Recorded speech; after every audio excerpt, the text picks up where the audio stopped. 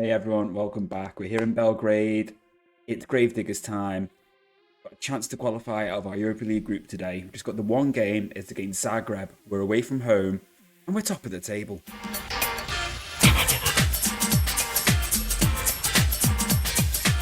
Yeah, everyone, that's right. We're sitting top of the table, 1 point ahead of Chuchirichi Stankom and 6 points clear of Red Star. I might be wondering, how's that happened? Well, obviously I last saw you after the defeat to Braga, and as you can see since then, we have been in really quite impressive form. This victory against West Ham was even more impressive when you consider that we took the lead in the 32nd minute, and then Macetic got sent off, and we were under pressure for so much of the game. Look at those match stats there: 23 shots to our 4 for West Ham. That XG, a whole 2 goals more. We managed to hold out and get the win, and it was a massive win for us. We then really annoyingly drew away from home at Lugano. But then we just beaten Zagreb 4-1 at home. That means we do sit clear at the top of the table of our group. 1 point clear of West Ham, but 5 points clear of Lugano. So if we can get a win here, or basically if we beat Lugano's result, so if we draw and they lose, then we should hopefully qualify, unless we completely bottle it when we come to play Lugano and West Ham and they do amazing. We should be fine. But we also beat Red Star in the first derby 2-1. You'll notice that Ratkov is scoring quite a lot, and he's really seems to have come into form. And a lot of his goals are actually pretty good as well. If I just show you the goals from the Zagreb game, he had quite a quiet match, to be fair to him. Literally until his goal. Like, I was on the verge of subbing him off. He was on like a 6.4. And then he picks up the ball and, well, I mean, you'll see. But one person who has been really, really good is this guy, Machet. I think he's on like 7 or 8 goals. I think 7 goals for the season now. He's now a nice 3-star winger at the age of 7. Yeah, and then Patrick scored to make it 2-0. I was thinking, blimey, I didn't think we'd do Zagreb this well. Then, yeah, Vjacic this time. They did pull him back to make it 3-1. And I'm not going to lie, I did get a little bit twitchy. I did think, oh, here we go. Are they going to, if they get a second one, I'm going to be really, really nervous. Then, yeah, like I said, doing nothing really all game. And then he just fires that one in. And a lot of his goals have been like that. The goal he scored against West Ham was also very similar. He just got the ball and made absolutely no mistake in pocketing it in past the keeper. Yeah, as you can see, we did lose Balic in this game, and he has been out for quite some time. I think he broke his leg or something, or his foot. He had some sort of fracture anyway. But you'll notice that, yeah, the ball comes in from Patrick and touch out, and he bends it in. And for someone who had a bit of a slow start and wasn't particularly great on loan last season, he's really stepped up this season. You will notice a player here, Kellyan van der Kaap. Might not remember him from last time. That's because we signed him from Levski Sofia after the last episode, just before the window closed. And I don't think we wanted to see that. We have training. I don't like having doubles, basically. Yeah, we'll leave it at that for now. And yeah, we only had to make him one promise, and that was that he would replace Klavan when Klavan leaves. And I mean, to be honest with you, he's really good. Is this Kellyan van der Kaap? And unfortunately, we signed him after the Europa League registration window, so we've not actually been able to play him in Europa League. But he is pretty much already guaranteed to kind of take over from Klavan when Klavan inevitably leaves. Klavan has still been very, very good, don't get me wrong. But yeah, I think we'll get to a point where, he will quite comfortably take over. And Salih Sen, you'll notice as well, as a new player. We brought him in on loan from Bayern Munich. Like, yeah, 500k. A young midfielder who, might be someone who we can bring in and sell on. We'll have to see. And then you'll notice Arnold Jakupovic just scored. We played him in this game. This was in the cup, in the hope that he would get a goal to try and improve confidence, and literally followed that up with a goal on the bench against Radnic. Yeah. And obviously, we have touched on the 2-1 against Red Star, so we will go into that one, and I'll just show you the highlights from this. I Red Star, when you look at the sort of XG, we're probably the better team, but we quality told this game with Jovic. Was it Rakov did I see scoring? But yeah, Jovic with a lovely placed goal. It wasn't long after until Red Star made 1-0. Nice cross and a great finish, passage. But then just before half time, we made it 2-1 and sort of really back. Jovic once again involved, and yeah, it was Rakov, yeah. And yeah, those two, you know, along with Macetic, are doing really, really well. This is how Macetic is looking at the age of 18. He's had 3 stars already. He's developing really, really nicely. Still got Alexic, who we're bringing through. And I'm hoping he can continue to develop so he can basically this role here. And then we've got Twiz. I'm hoping that we can work on his development a little bit more. Same with Alisen. And then Pantic, I'm open to selling because his contract runs out at the end of the season, and I'm not convinced I'm going to give him a new one, or I might extend by like 2 seasons. See, it depends on what wages he's going to want. We've got Topic, and we've got like Patrick and that who can play in there. Although Patrick and Nacho are obviously getting a little bit older. I want Stepanovic. They want him on loan. He's basically filled in really nicely since Balic has been injured. And then obviously we've got Milosavljevic. But we've got him, who can play there as well. We've got plenty of options, and I don't really think we need to worry too much about that unless we sell someone, or if I was to sell someone. I am still looking for replacements for Alexander Popovic. He's gone from, see, this is the thing that I'm struggling with this skin. Oh, there we go, negatives. So it's all down here now, that's fine. He's gone from not feeling comfortable in big matches now to dreading big matches. So I'm a little bit concerned. I am trying to replace him. But yeah, we are now going up against Zagreb. And like I said, if we beat Lugano's result, we'll definitely qualify. So, well, like I said, it depends. If they lose and we draw, we'll be 6 points clear, and we have still got to play them. So, you know, head-to-head could come into play if they beat us and then we lose to West Ham and beat Zagreb. But I don't think that's going to happen. So, yeah, the team we've gone with... Sorry, I didn't really go into the team. I kind of just had the game set up before I did the little rundown. Got Popovic, Mihailovic, Vujacic, Klavan, and Sani Chanin, Stepanovic, Patrick, Nacho, and Macetic, Jovic, and Rakov up front. Zagreb have really surprised me in how poor they've been in this group. You know, yet to get a win out of anyone, and I did not think that we would be top after 3 games with having West Ham and Zagreb in. What they would do better. Don't get me wrong, you know, West Ham have won 2 of their 3 games. Obviously, the defeat came to us, and you could argue that we were very lucky to get that result. But yeah, I didn't think that we would do as well as we have done. Red Star, meanwhile, are 3rd in their Champions League group, which I think got into Rangers, but they could still potentially qualify for the Champions League, which was looking like it's going to be quite difficult for them to do that. Obviously, if not, they'll hopefully just drop down into the Europa League. And you might think, oh, why do you want Red Star, you know, to get into the, into the Europa League? Sorry, why are you worried about Red Stars? Because obviously we need to maintain the coefficient. Because I think we actually dropped down a place. I think we dropped to 12th this season. So that means that even if we win the league, we won't automatically go to the group stages like Red Star did, which is really annoying. So we need to get the Serbian league back higher up. Oh, here's Nacho. Yes, and that's a lovely finish. And it came from a lovely bit of play, I think, from Jovic. Played through them really, really well. Patrick, Jovic cuts inside. I don't know what the Zagreb player was doing there, lashing out like that. But Nacho makes no mistake with a lovely place finish.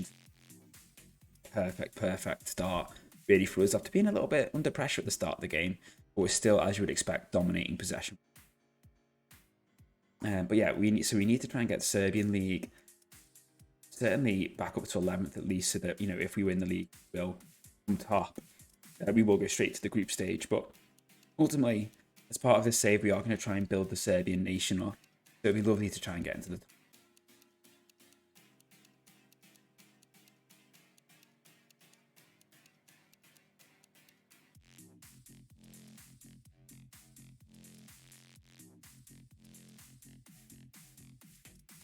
As it stands, we will be going into the Lugano game already through with a win, and putting us in a really strong position to finish top. We go to West, and we can literally go to West needing a defeat. Depending on, you know, West Ham might draw against Lugano, they might draw against Zagreb next time.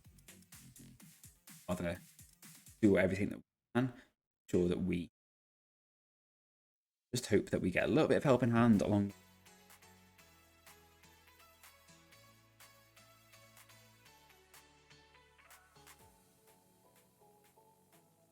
We've started Clavan on his coaching badges as well.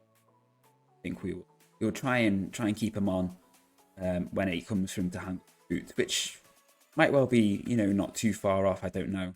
He's like 38 now, and while he's still actually playing at a really decent level for us, and obviously, you know, a relatively high level European football for a player of his age. Yeah, come on, Patrick, you got to do. I think he is offside. I actually think he was offside. I could be wrong, but I think he was. Oh no, he wasn't. Must have been played on by the left back, but this is really quite poor from Patrick to slip up there. And who's playing him on? Was it Patrick playing him on? Let's see. Let's see, who's playing him on here? It is Patrick. So first off, he loses the ball, and then he plays Batarina runs. And he's not had a good couple of seconds there, really, has he? Okay. So we'll be looking to try and get a second goal. Really good. Like, the win here is so important, I think. Just because I don't want to be chasing West Ham.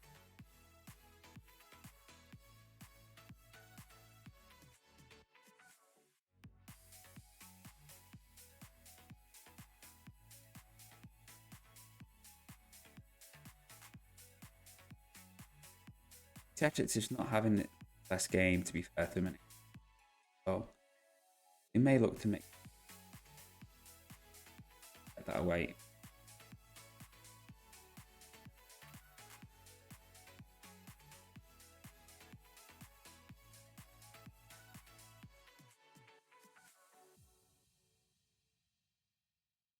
Step.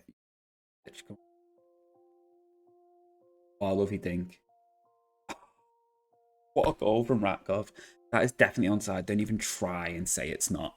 He was well onside. Well, I look stupid. I could have sworn he was on. Oh. Really? Really? Thanks, football manager. You look like a complete idiot.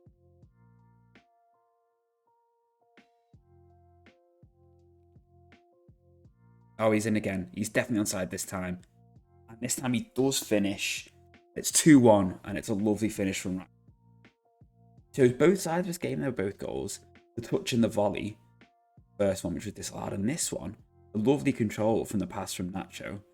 And takes it around the keeper, almost. Lovely finish. Absolutely lovely finish. Patrick, we're really, I feel like every highlight is for us at the moment. Let's try and get a third to really turn the screw on and put them under pressure. So we'll really try and get it moderately safe. Let's get a bit of distance between us. So, Ratkov.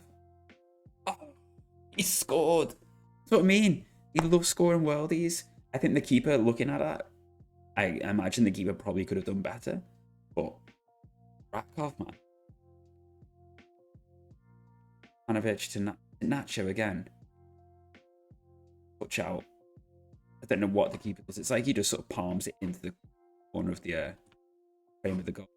but no complaints. And I think with that, we will make a few changes just to freshen things. Yeah, Pavel's Nacho having a storming game, and I could not agree more with you, Football Manager. We'll bring on Petkovic, I think. He's another youngster who we're trying to help develop and give some game time to. Now he is more right-footed, but I am finding that the inside forwards, even if they're playing on like the wrong side, you know, to be fair, I think he is fairly strong on both. He's fairly strong on his left and very strong on his right. He should still be able to do a job for us. And who else? I think Patrick and Chipanovic probably need to look at bringing one of them off. We'll bring on Topic for Patrick, and we'll leave it at that for now.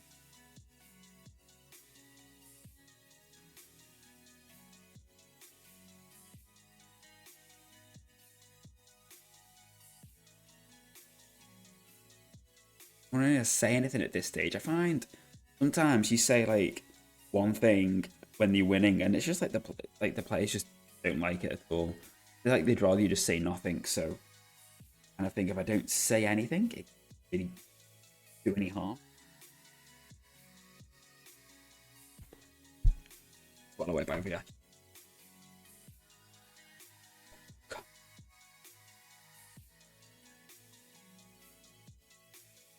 He's well off. Thank you.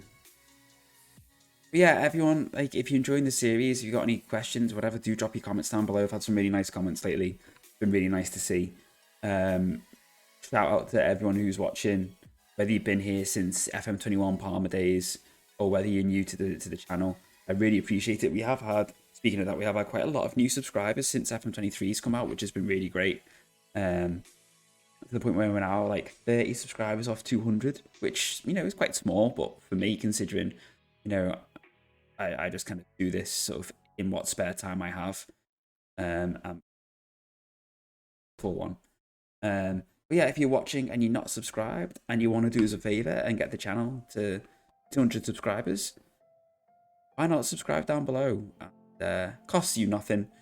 You can cancel it at any time if you wish, but you know, you can stay subscribed and, you know, drop in and out as and when you please. But yeah, I appreciate every single person who was watching, enjoying the videos. Just makes it feel a bit more worthwhile, really. I don't do this for money or whatever. I just do this because, really. You know, why not? Like, people enjoy watching other people play games, you know, it's why streaming is so successful, whatever. So I think if, you know, people enjoy watching these videos, then, you know, I'm more than happy to oblige and keep making them if people enjoy them. And we are going to look at giving Ratkov a rest. I know he's on the 2 goals, but I'd rather try and keep him fresh. And he might hate me for it, but hey-ho. And Nacho has got a goal and a hat-trick of assists. He's just gone off to be replaced by Alektic. We brought on Ilic and Jovanovic subs. And again, 2 youngsters. We've got Ilic, who I think is 18. We've got Jovanovic, 17. Yeah, so just trying to help keep the development line turning. Like I said, obviously, in the first episode, we touched on how like 10 new, you know, a new dev center player every season, making 10 sort of substantial appearances per season.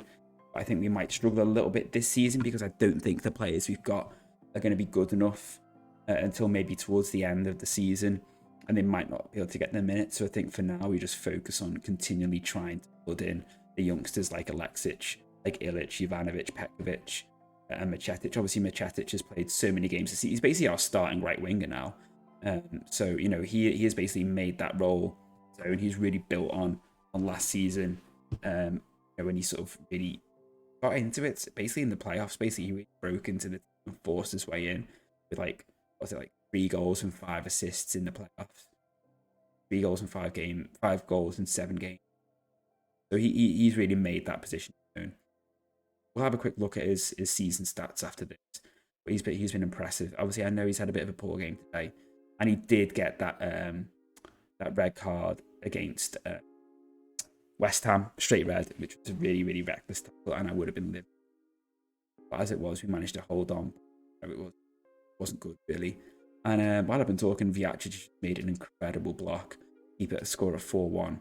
I don't think, anything's going to happen. It would just jeopardize the result of the game. But it's lovely to see us playing really, really well against a team who I genuinely was worried about alongside West Ham. I thought it might be a little bit of a push. Like when we saw the group, I was like, I'd take Zagreb over someone like Fiorentina, but I still would have rather have had someone else. But as it was, we've had 2 4-1 wins against them back to back, 8-2 aggregate basically. And I think we can be really, really pleased and really, really happy. Yeah, interesting to note that in the post-match team meeting, Rakov was frustrated about not being given the chance to complete his hat-trick, but unfortunately, I can't pan it to everyone, but we've got, look at that, we've got Nacho on a 10 rating, 35-year-old with a goal and 3 assists, and yeah, he is doing amazing for us. So yeah, that does see us qualify, and we are smashing the board's expectation of being competitive. We weren't expected to get beyond the group stage, everyone, and we've already secured that 4 games in, and we'll be looking to try and really cement that place at the top. If we can beat Lugano in the next one, and then if West Ham can slip up against Zagreb, oh, beautiful. Even if we were to, even if we were to win and they were to draw, that would put us, 3 points clear. Knowing that if we go to West Ham, and even if they were to beat us 1-0, if they beat us 1-0, we would drop down and go. So we really need to make sure that we get the job done in London, even if it is just a draw.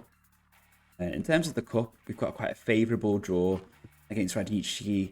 They got relegated last season, so another. We haven't got that yet, but another champion. Well, Derek doesn't know the championship, another first division team. Hopefully that will stand us in good stead. In terms of games coming up between now and the winter break in the league, this is the team that drew against us after we went 2-0 up. And then we've got Stancom just before the winter break, before we play West Ham. So that'll be a massive game, because that could really put a bit of distance between us and them at the top of the table. But I think the next game, everyone, it's not going to be against Red Star in April. It's going to probably be around about sort of January, February time when we play in the Europa League. Hopefully the sort of proper knockouts and not the playoffs. The last thing I want to do is play a Champions League dropout, because there are some quite scary teams who we could potentially play in there. Where is it? Let me try and find it here. If I go into news, I can't be bothered trying to type it in. We could be looking against the likes of Sevilla, Salzburg, Ferencváros, Leipzig, United, Juve, Atleti, Monaco, Shakhtar, Braga again, Wolfsburg, Benfica, Ajax, even Young Boys, Inter, Red Stars. Yeah, PSG there, Rangers, Barca, Rennes, for example. So, we really need to make sure we get that first place, because I do not want to be playing one of them. I want to try and get as far as we can in this Europa League and really try and build up our reputation and league reputation, because yeah, we are, as it just said then, we are 12th, so we got overtaken this season by the Czech Republic, who I don't think, Czechia, I don't think have any teams really. Obviously we got past Posen, so I don't think if Slavia got any games in European competition. Where can I see it? Fixtures and results. They are in the Europa League, Group A, but they are looking like they might not qualify. They might struggle to get out of that. And Sparta, meanwhile, they're in the Conference League, and again, they might not qualify. So, did Poulsen get anywhere? Where are Poulsen? These are what we've got to look for. They're in the Europa League as well. They might get out, but they might struggle. Basically, we need all the Czech teams to not qualify competition. Whereas if, obviously, we're already through to the next Europa League, if Red Star, at the worst, drop into the Europa League and we can both go quite far. Hopefully that will really help with the coefficient. I think because we've just been overtaken by the Fortuna Liga, hopefully the potential to sort of climb back up above them is hopefully quite doable. Hopefully, but we'll just have to see. We've got Belgium not far above there, got Austria, so yeah, we'll just have to see what happens. But this is really encouraging sign at this stage. Oh yeah, and before we finish, I was going to show you this dude. 4 assists, 7 goals this season. He did get 2 in the Champions League, had 1 in the Europa League, and 4 in the Super League, Superliga so far. So he looks like he's going to be brilliant. Should probably give him a new contract, actually, shouldn't I? To be fair. So we'll do that as well. He doesn't want much, that's fine. So we'll sort that out, no problem. And yeah, I hope you've all enjoyed the episode, everyone. I'll see you in the new year, the Football Manager new, after the winter break, when our Europa League game's coming up. Yeah, it's exciting times here at Partizan, really exciting. I hope you enjoyed the episode, everyone. Take care, and I'll see you all very, very soon. Bye for now.